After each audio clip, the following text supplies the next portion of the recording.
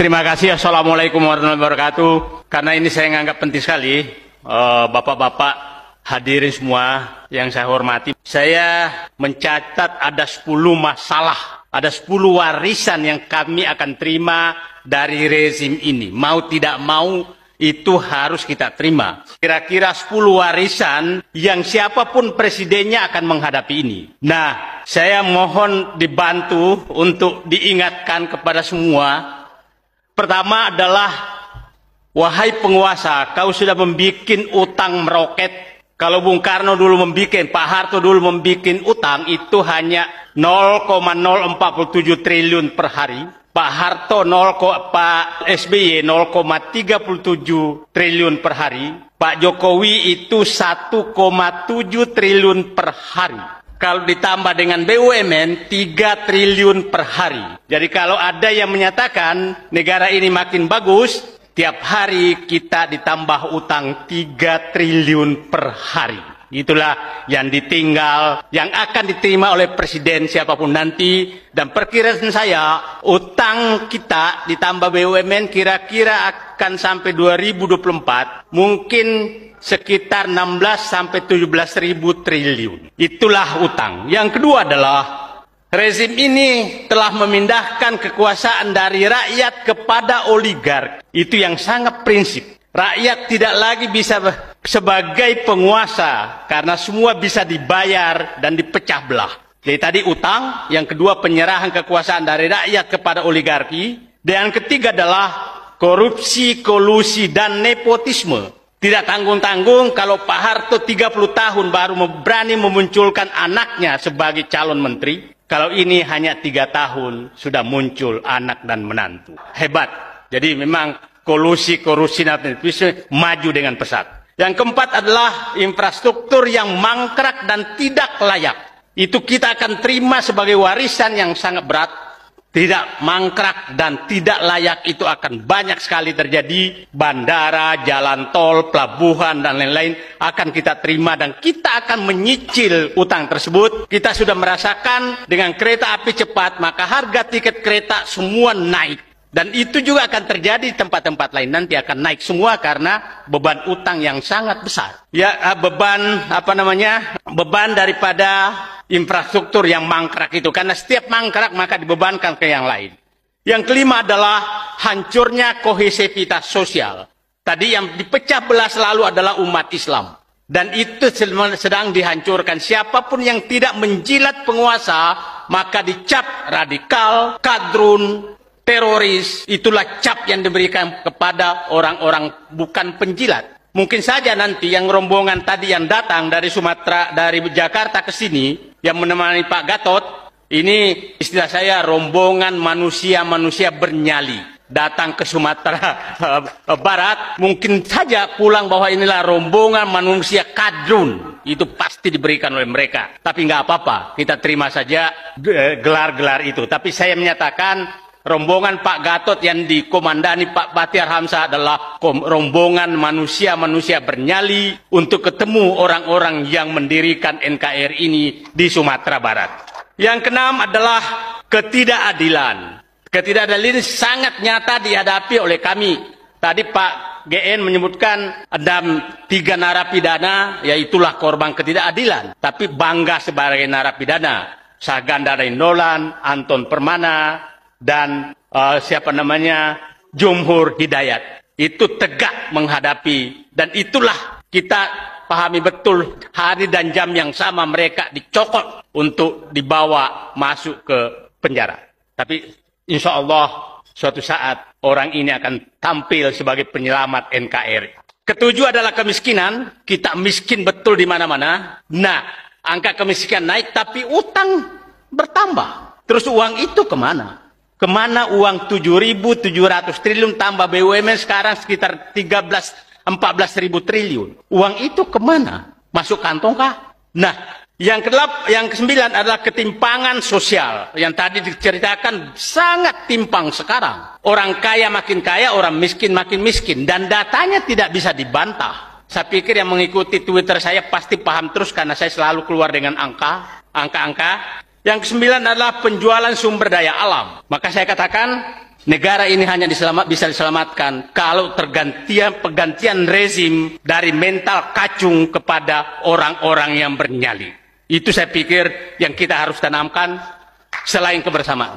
Saatnya mental kacung menyerahkan kekuasaan ini untuk menyelamatkan negeri ini kepada manusia-manusia bernyali yang berhasil, yang yang punya semangat dan tidak takut menghadapi para cukong-cukong kekuasaan yang membungkus diri sebagai mentor pada politisi-politisi tertentu. Itu saya pikir yang perlu kita rumuskan nanti.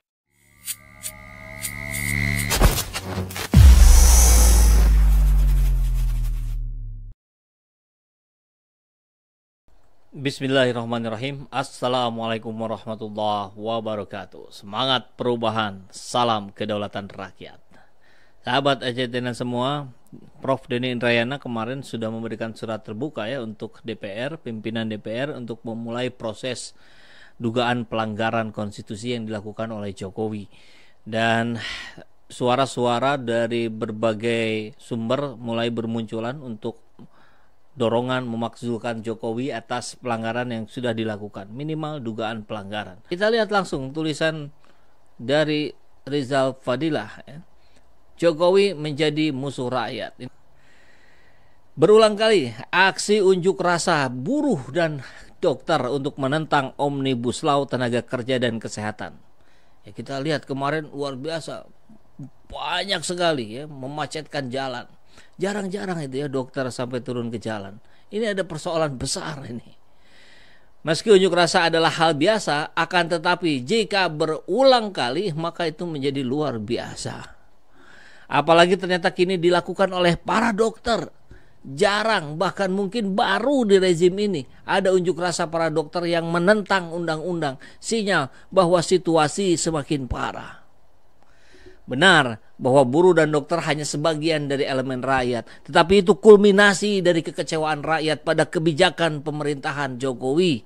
Sebelumnya sudah sering aksi unjuk rasa dilakukan oleh para mahasiswa, aktivis keagamaan, bahkan emak-emak. Jokowi dirasakan mulai menjadi musuh rakyat.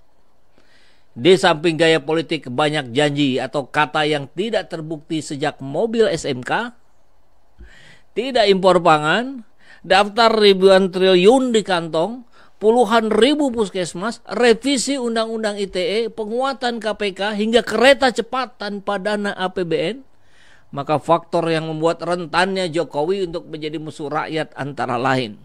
Pertama, memaksakan undang-undang yang berbasis Omnibus Law, baik tenaga kerja maupun RUU Kesehatan yang tidak berpihak pada profesi dan kepentingan rakyat.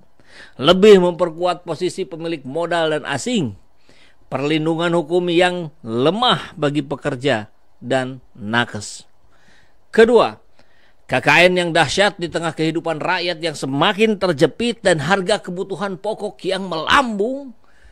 Penuntasan kasus korupsi tidak konsisten, pilah-pilih, dan tidak berefek jera.